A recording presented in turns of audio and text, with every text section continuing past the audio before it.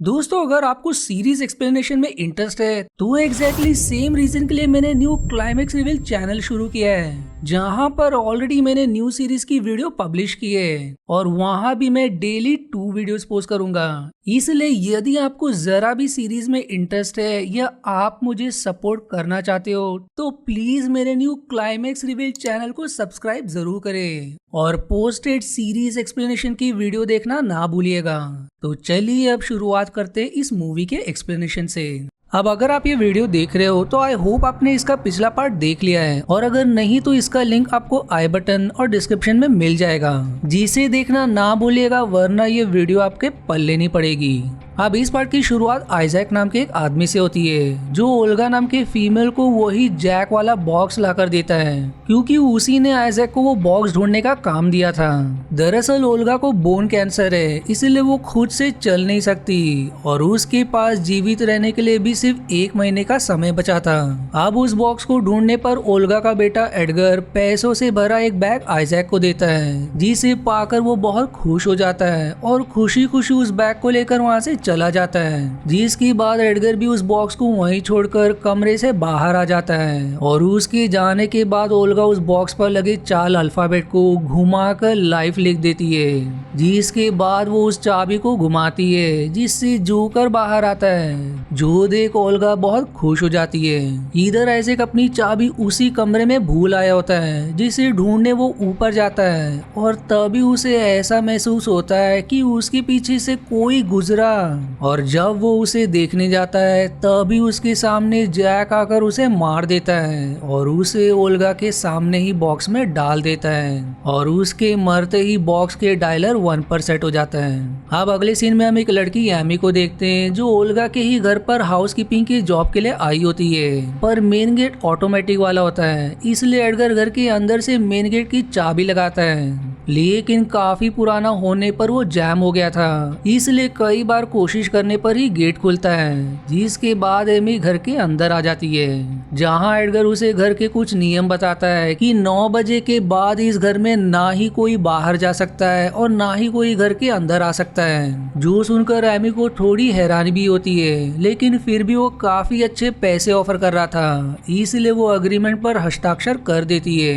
अब Edgar Olga का खाना लेकर उसके कमरे में आता है, जहाँ चारों तरफ आइजैक का खून फैला होता है, जिसे देख वो एकदम घबरा जाता है। लेकिन ओल्गा उसे समझाती है कि मैंने ये बॉक्स अपनी बीमारी को ठीक करने के लिए मंगवाया है, मैंने इस बॉक्स पर लाइफ लिख कर खोला है, जिससे जब जैक अपने 6 शिकार को मार देगा तो मेरी बीमारी बिल्कुल ही ठीक हो जाएगी, क्योंकि ये मेरे बॉक्स को खोलने का उपहार होगा। इसलिए अगर तुम मुझे जीवित देखना चाहती हो तो मेरी मदद करो बाकी के 5 शिकार को ढूंढने में। और अपनी माँ के खातिर एडगर ये करने के लिए मान जाता है। दूसरी तरफ एमी को उसके बॉयफ्रेंड का मैसेज आ रहा होता है, इसलिए वो उसे फोन करने की कोशिश करती है, लेकिन घर में नेटवर्क नहीं होता, जिससे वो काफी परेशान हो जाती है। और घर में काम करने वाले 2 लोग जैनेट और फ्रैंक, जो एक दूसरे को पसंद भी करते हैं, उनसे इस बारे में पूछती है, जिस पर वो उसे बताते हैं कि हम यहाँ बहुत पहले से काम कर रहे हैं, इस घर में सब कुछ पुराने जमाने का है, तुम्हें यहाँ ना ही नेटवर्क और ना ही टेलीफोन मिलेगा।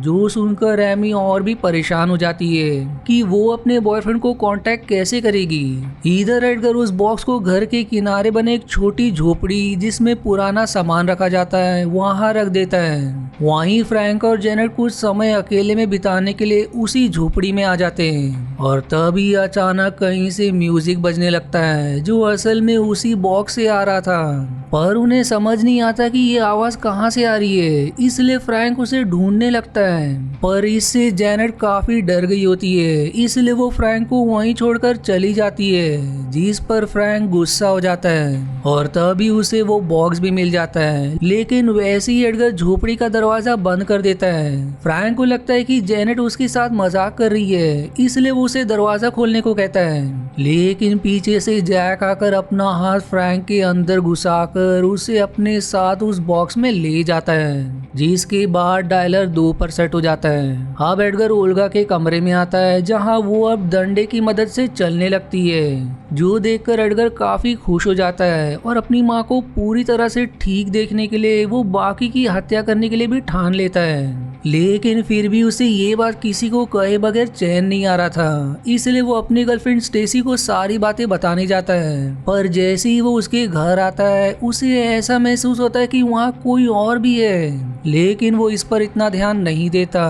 जिसके बाद वो स्टेसी को सारी बात बता देता है। जो सुनकर वो कहती है कि तुम्हारी माँ बिल्कुल पागल हो गई है, तुम्हें उन्हें दूसरे डॉक्टर के पास ले जाना चाहिए और तुम भी अपनी माँ के बातों में आकर पागल बनते जा रहे हो। जो सुनकर एडगर को काफी गुस्सा आ जाता है, जिसके बाद स्टेसी अपना फोन वहीं छोड़कर बाहर चली जाती है और एडगर स्टेसी का फोन देख लेता है जिसमें कॉन्टैक्ट वर्क के नाम से सेव था और उसमें के सारे मैसेजेस डिलीट होते हैं और उस नंबर की सच्चाई जानने के लिए वो उस पर फोन भी लगा देता है, जिससे उसका शक यकीन में बदल जाता है कि स्टेसी उसे धोखा दे रही है। अब अगले दिन एमी घर में फ्रैंक को ढूंढ रही होती है, लेकिन वो उसे कहीं नहीं मिलता, जिस पर एडगर उससे कहता है कि फ्रैंक ने कल ही नौकरी छोड़ दी है। जो सुनकर एमी काफी हैरान हो जाती है, जिसके बाद वो हॉल की सफाई करने लगती है जहां उसे बॉक्स के ऊपर जोकर दिखाई देता है और तभी जोकर अपना मुंह जो दूसरी तरफ था वो एमी की तरफ कर लेता है, जो देख वो एकदम घबरा जाती है और उस जोकर को देखने उसके पास जाती है। पर तभी पीछे से जेनेट फिर से अपने हाथ से जोकर का मुंह हिलाते हुए हंसने लगती है, जो देख एमी उसे काफी चिल्लाती है कि आगे से ऐसा मत करना, जिसके बाद वो उससे भी फ्रैंक के बारे में पूछती है, जिस पर जेनेट बताती है कि उसने मेरे लिए एक नोट छोड़ा था, मुझे लगा कि वो सच में मुझे पसंद करता है पर मैं गलत थी, वो मुझे छोड़कर चला गया। और इतना कहकर वो वहाँ से निकल जाती है। इधर एडगर ओल्गा के कमरे में आकर उससे पूछता है कि ये आपको कैसे पता चला कि इस बॉक्स से इच्छा पूरी होती है, जिस पर ओल्गा उसे बताती है कि मुझे एक डायरी मिली थी जो कि उस आदमी की थी जिसने ये बॉक्स बनाया था, क्योंकि आज से कई साल पहले जैक नाम का एक जोकर हुआ करता था जिसके अंदर शैतान ने अपना कब्जा कर लिया था, जो उसे उसके परिवार वालों को मारने को कहता था। लेकिन जैक ऐसा नहीं चाहता था, इसलिए वो एक डीमोनोलॉजिस्ट के पास गया, पर तब तक शैतान ने उसके आधे शरीर पर अपना कब्जा कर लिया था और फिर डेमोनोलॉजिस्ट ने दुनिया को जैक के अंदर के शैतान से बचाने के लिए उसकी अनुमति के द्वारा उसे एक बॉक्स में बंद कर दिया।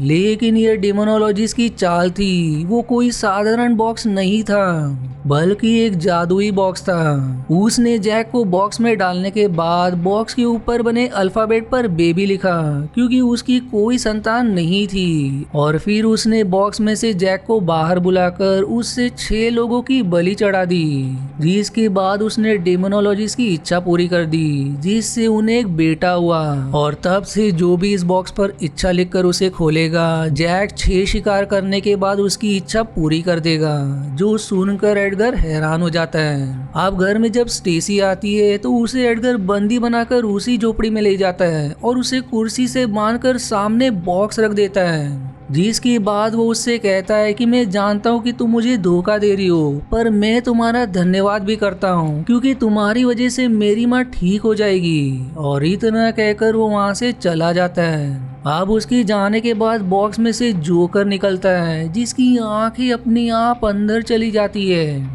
और उस जगह से खून गिरने लगता है, और तभी वो जोकर भी अंदर चले जाता है और अब वहाँ जैक आकर स्टेसी पर हमला कर देता है। दूसरी तरफ जेनेट और एमी बातें कर रहे होते हैं, जहाँ जेनेट उसे बताती है कि एक बार एडगर ने शराब के नशे में मुझे बताया था कि जब वो 12 साल का था तब उसके पिता ओल्गा को काफी मारा करते थे, जिससे परेशान होकर उसने अपने पिता की हत्या कर दी। पर ओल्गा ने एडगर को बचाते हुए सारा आरोप उसके चाचा पर लगा दिया,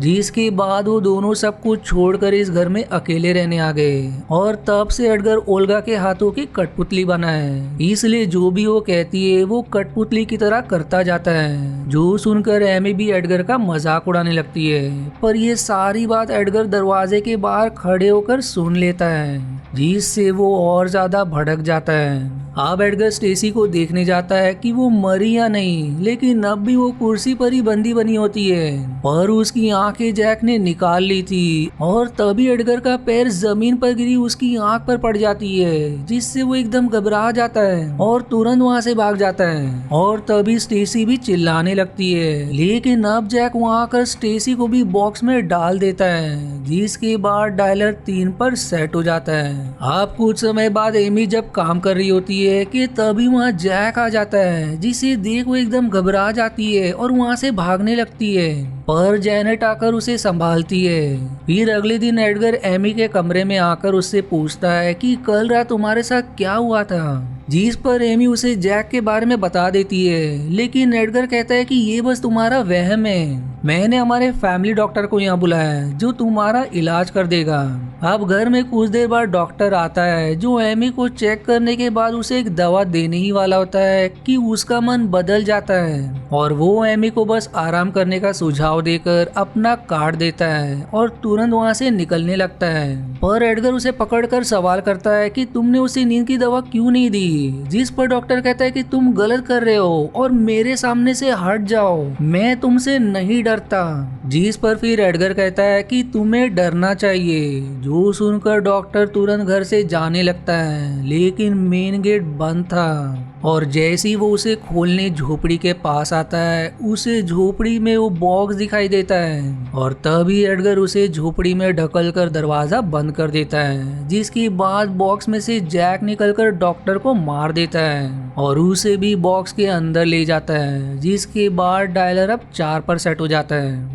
अब एडगर ओल्गा के कमरे में आता है जहां वो अच्छे से खड़ी हो पा रही थी, जो देख वो एकदम खुश हो जाता है। पर ओल्गा कहती है कि डॉक्टर को ढूंढते हुए जरूर लोग यहाँ आएंगे, इसलिए जल्दी काम खत्म करो। इधर जैनेट एमी से कहती है कि मैंने देखा कि एडगर डॉक्टर को कुछ पैसे दे रहा था, शायद वो तुम्हें किसी तरह का दवा देने के लिए पैसे दे रहा था। तब एमी भी कहती है कि मैंने घर की चाबियां देखी, लेकिन उसमें मेन गेट की चाबी नहीं है, इसलिए अब दोनों को कुछ गड़बड़ी का आभास होने लगता है, इसलिए वो दोनों चाबी ढूंढकर घर से भाग जाने का तय करते हैं। जहां जेनेट चाबी ढूंढने लगती है और तभी उसे बेसमेंट से बॉक्स का वही म्यूजिक सुनाई देता है, जिसे देखने वो बेसमेंट में आ जाती है, जहां वो बॉक्स खुला होता है और तभी वहां जैक आकर उसको भी अपना शिकार बनाता है। इधर एमी की नजर डॉक्टर के कार्ड पर पड़ती है, जिसमें उसने लिखा होता है कि एडगर पर भरोसा मत करना और जितना जल्दी हो सके यहाँ से निकल जाओ।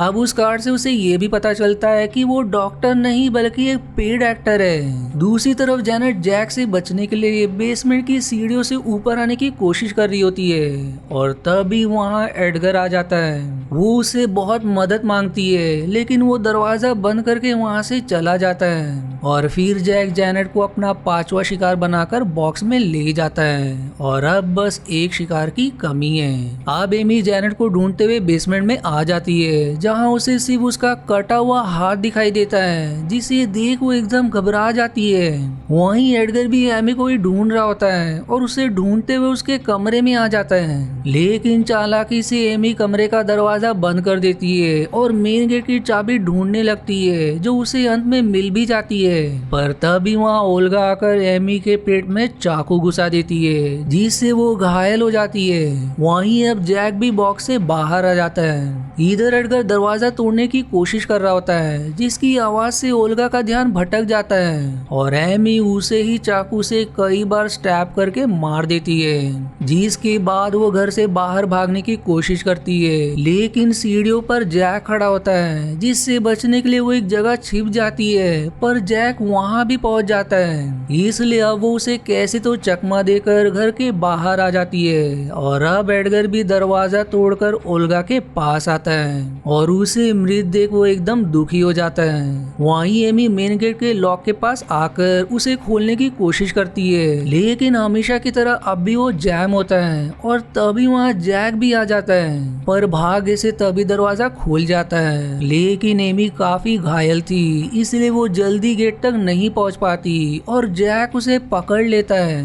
पर वो उस पर चाकू से हमला करके गेट के बाहर आ जाती है, जिसके बाद गेट बंद हो जाता है और तभी एक गाड़ी वहाँ आ जाती है, जो एमी को बचाकर अपने साथ ले जाती है। इधर जैक अपना आखिरी शिकार को छोड़ने से रहा, इसलिए वो एडगर के पास आ जाता है, पर वो भी अपना बलिदान देने के लिए तैयार रहता है, क्योंकि उसकी माँ के बगैर उसका जीकर भी कोई फायदा नहीं था। और अब जैक उसका गला काट कर उसे भी बॉक्स में ले जाता है, जिससे अब 6 शिकार पूरे हो जाते हैं, जिसके अनुसार जैक ओल्गा की इच्छा पूरी करके उसे फिर से जीवित कर देता है। और इसी के साथ ये मूवी यहीं समाप्त हो जाती है।